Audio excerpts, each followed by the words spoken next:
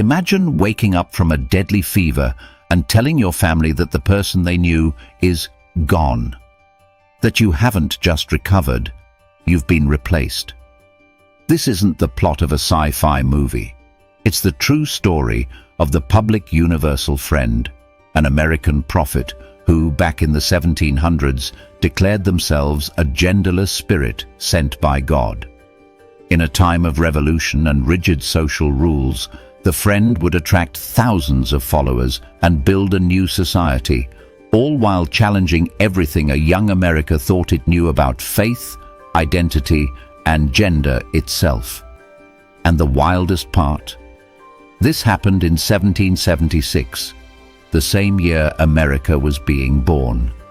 The introduction. To really get who the public universal friend was, we need to start at the beginning. The person who would become the friend was born Jemima Wilkinson on November 29, 1752, in Cumberland, Rhode Island. Growing up as the 8th of 12 kids in a big Quaker farming family, Wilkinson was steeped in the Quaker tradition. And that's a really important detail.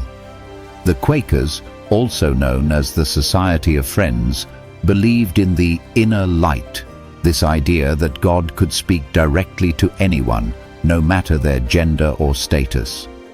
That core belief in direct personal revelation would become a cornerstone of the Friends' future mission. By all accounts, Jemima's early life was pretty normal for the time, though it's said they had a vibrant personality. They were a skilled equestrian and a huge reader, with an incredible memory for scripture.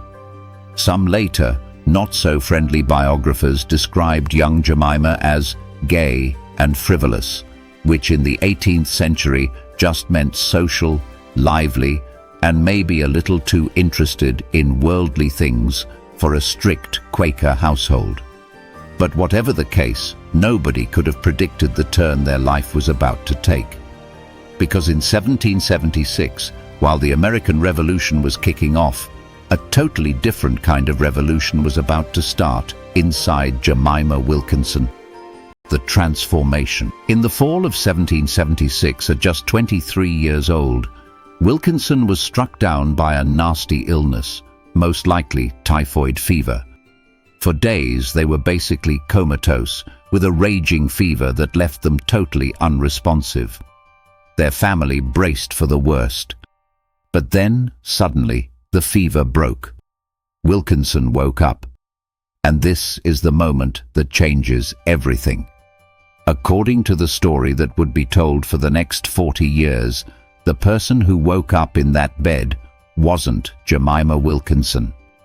They announced that Jemima's soul had gone to heaven and that God had reanimated the empty body with a new divine spirit. This spirit had a mission: to preach to a dying world and get humanity ready for the millennium. And it had a new name: the public universal friend. From that day on, the friend refused to answer to Jemima Wilkinson. They were adamant that they were no longer the person born in 1752. This wasn't some metaphor for a spiritual rebirth. In the friend's telling, it was a literal replacement. When people pushed them about who they were, the answer was clear. The spirit in the body was genderless, a messenger from God. When asked point-blank if they were a man or a woman, the friend would often give the cryptic and powerful biblical response, "I am that I am." Followers who knew Jemima before the illness were stunned by the change.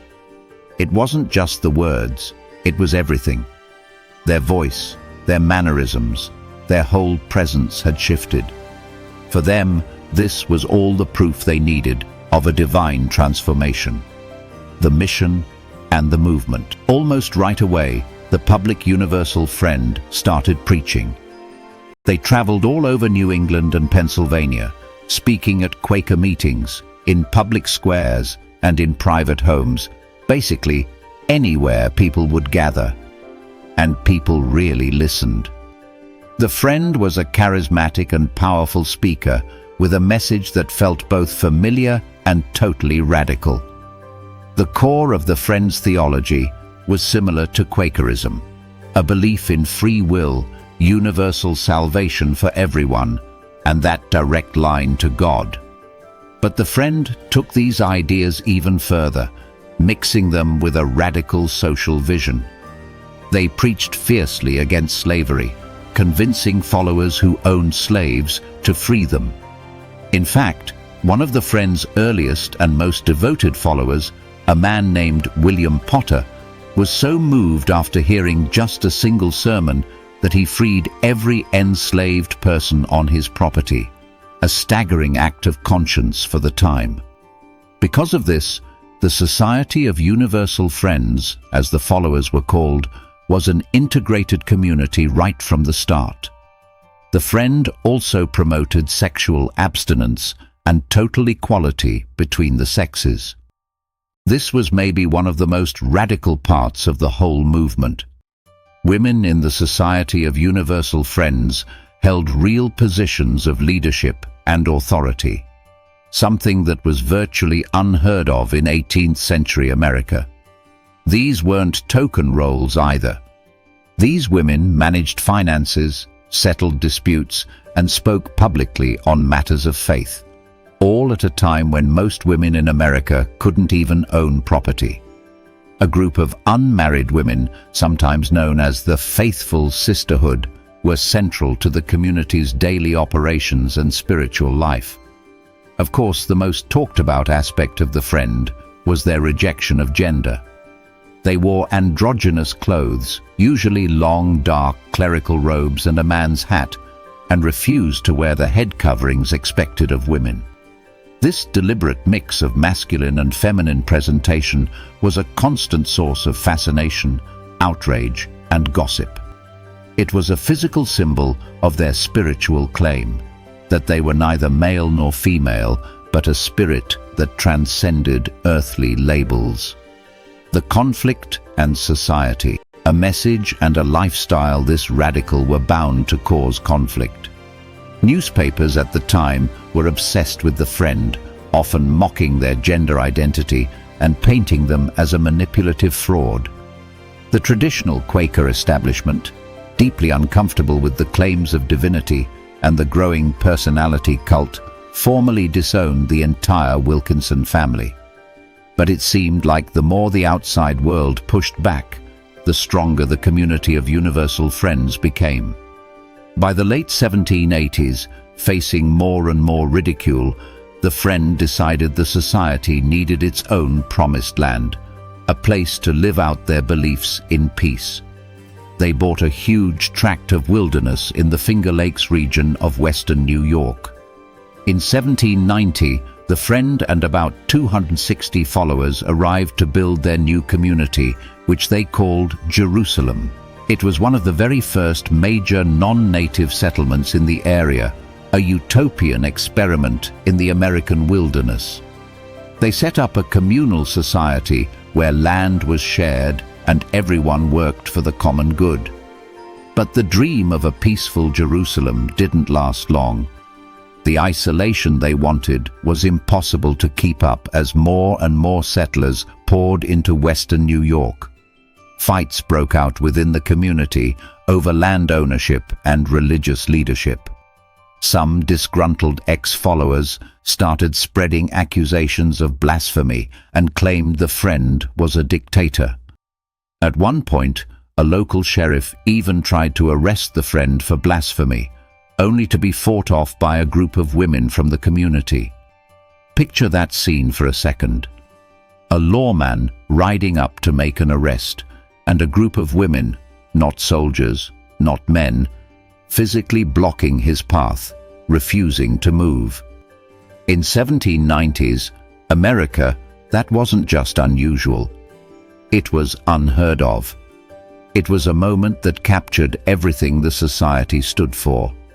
That in Jerusalem, the old rules simply did not apply. A judge eventually cleared the Friend of the charges and was so impressed that he invited them to preach in his courthouse.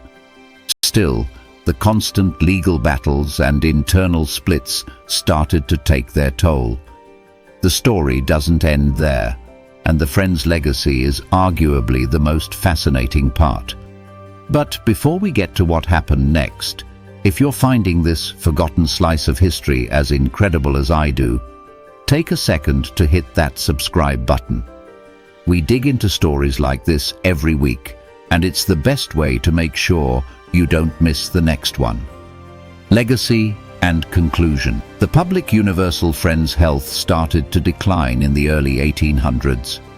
After years of preaching, traveling, and running their community, they were suffering from a painful illness. On July 1st, 1819, at the age of 66, the public universal Friend left time, which is how their followers recorded it. Just as they wished, the body was buried in an unmarked grave, a final statement that the physical form was only a temporary vessel. Without its charismatic leader, the Society of Universal Friends quickly unraveled. Lingering land disputes and a failure to attract new members meant that by the 1860s, the movement had all but disappeared. For more than a century, the story of the public universal Friend was mostly forgotten. When it was told, it was usually through the lens of critics who dismissed them as a pioneer prophetess or a simple con artist.